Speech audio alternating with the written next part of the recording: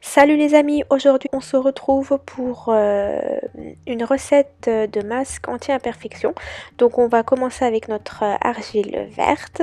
Donc voilà, là moi j'ai pris en poudre, en pulvérisé, vous pouvez prendre en concassé également si vous avez ça à la maison. Nous allons rajouter donc une eau florale, donc là j'ai choisi de l'eau de rose parce qu'elle est astringente et hydratante en même temps. Donc voilà, ça c'est une de mes eaux florales préférées.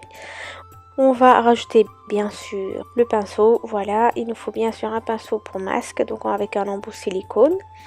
On rajoute le meilleur pour la fin, les huiles essentielles, donc j'ai choisi l'eucalyptus radié et le tea tree.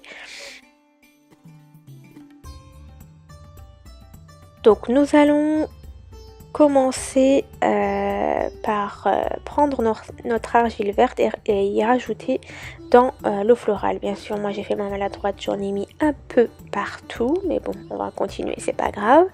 Donc là, je rajoute 2 cuillères, en gros c'est 2 cuillères à café d'argile verte pour 2 cuillères à café d'eau de rose. Voilà, moi généralement je fais à peu près la même quantité. Après, si vous voulez un peu plus épais, vous réduisez l'eau florale et vous rajoutez un peu plus d'argile. Moi j'aime bien que ça soit un peu liquide, comme ça prend un peu plus de temps à sécher. Donc on fait notre petit mélange, après il faut bien écraser parce que ça a tendance à faire des petits grumeaux, hein, bien sûr. Donc là on mélange pendant un bon petit moment pour bien que ça se dissout correctement. On mélange, voilà. Donc là moi j'aime bien quand c'est une texture homogène. Là elle est un peu liquide, bon, moi c'est ce que j'aime bien, hein, quand c'est liquide comme je vous l'ai dit. On va rajouter donc les huiles essentielles. Moi là cette fois-ci je vais voulu mettre 2 à 3 gouttes de chaque huile essentielle. Bien sûr il faut déjà que vous essayiez dans le creux du bras, donc au niveau du coude, si vous supportez ces huiles essentielles, s'il n'y a pas de réaction spécifique.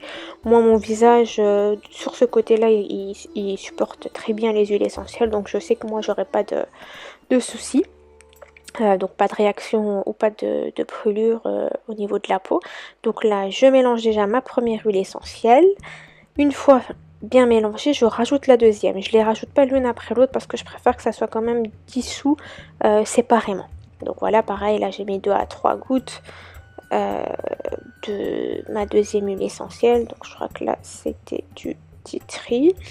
Donc voilà, on mélange encore une fois. Donc là après le plus important, c'est bien de mélanger la préparation, hein, parce que pour bien que les produits sont bien répartis partout, pour pas avoir que de l'eau d'un côté ou que de l'huile essentielle de l'autre. Parce que bien sûr, là, c'est l'argile qui va faire l'intermédiaire entre les deux formes. Donc voilà, on continue à mélanger et ensuite on va passer à l'application. Donc moi je l'applique en fine couche parce que là de toute façon elle est liquide, donc je pourrais pas faire plus épais. Donc je l'étale, hein, ça il n'y a pas de souci, je pense que tout le monde peut le faire. Donc on l'étale, moi voilà, je fais bien attention de ne pas laisser des petits trous parce que là en plus c'est liquide. Donc mon pinceau fait des petits espaces, quitte à appliquer une première fois et repasser une deuxième fois derrière. Donc voilà, une fois bien appliqué, on va laisser sécher. Donc pour tout masque visage, faut pas poser plus voilà, là ça commence à sécher, vous voyez les contours ont commencé à blanchir.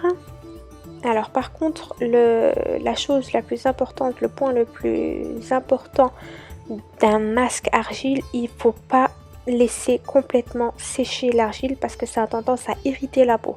Il faut quand même que le masque reste humide. Si vous n'avez pas fini les 15 minutes et que vous voyez que vous avez des plaques de sécheresse, il faut rehumidifier. Donc là, je rajoute en fait l'eau florale par-dessus. Voilà pour cette journée. N'hésitez pas à aimer et à commenter.